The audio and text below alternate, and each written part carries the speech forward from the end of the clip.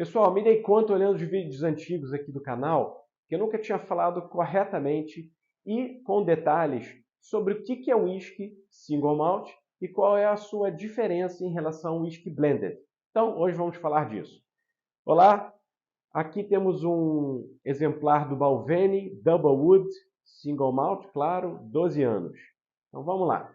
Para ele ser considerado single malt na Escócia, primeira coisa de tudo, ele tem que ser feito apenas de cevada. Tá bom, então não posso colocar outros tipos de grão na fermentação. Isso.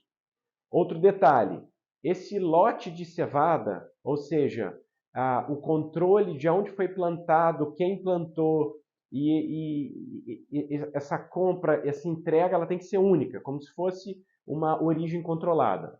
Pois bem, chegou essa cevada de origem controlada na destilaria.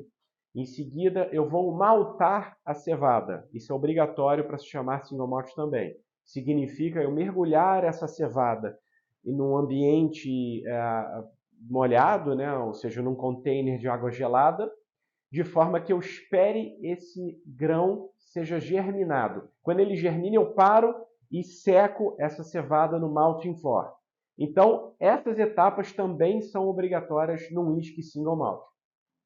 Depois que esse malte foi secado, eu, enfim, passo num grinder, que é como se fosse um liquidificador, e misturo com água quente e começo a fazer um processo de fermentação como se fosse uma cerveja rudimentar, uma cerveja grosseira, para depois eu colocar na destilação.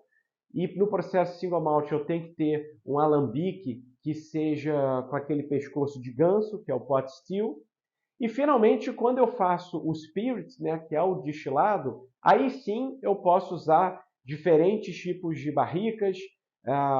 No mesmo lote de destilação eu posso envelhecê-lo em parcelas separadas de barris, de American Oak, de French Oak, passou em oloroso, passou em Sauterne, não importa. E depois eu posso misturá-los, engarrafá-los, e isso é um single malt. Agora, no caso de um blended, um exemplo aqui, Johnnie Walker Black Label 12 anos blended.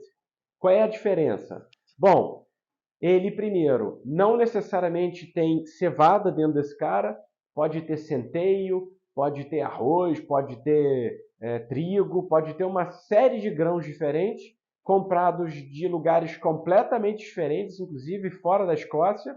Então eu misturo e faço, de novo, uma cerveja. O grão não é maltado, o grão não é selecionado. Então vocês podem entender que não tem muito controle de origem de onde vem essa cevada.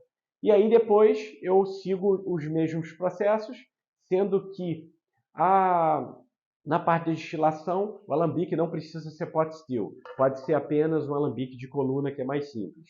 E no final, ele envelhece, maior parte, nos mesmos tipos de barril.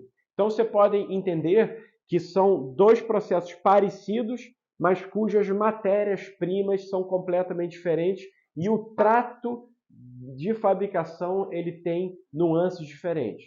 Não há a menor dúvida que um blended é sempre muito pior que o single malt. Single malt é o estado mais puro do whisky, é o estado onde te entrega mais sabor e às vezes até mais complexidade. O blended é sempre um produto mais simples. Então o single malt é sempre mais complexo, entrega muito mais sabor versus o outro que é um produto simples, tá? Então assim, não se compara single malt com blended nunca, porque o blended é um produto para ser previsível, é um produto para ter sempre o mesmo gosto, ao passo que o single malt, sim, existem single malts que existem todo ano no mercado, no comércio, enfim, são vendidos sempre o mesmo single malt, mas a quantidade de modelos, né, de tipos de rótulo que são lançados todo ano, isso é por quê? Porque a diferença da matéria-prima, como vai destilar, como vai envelhecer, sempre dá para o Master Distiller uma plenitude de opções.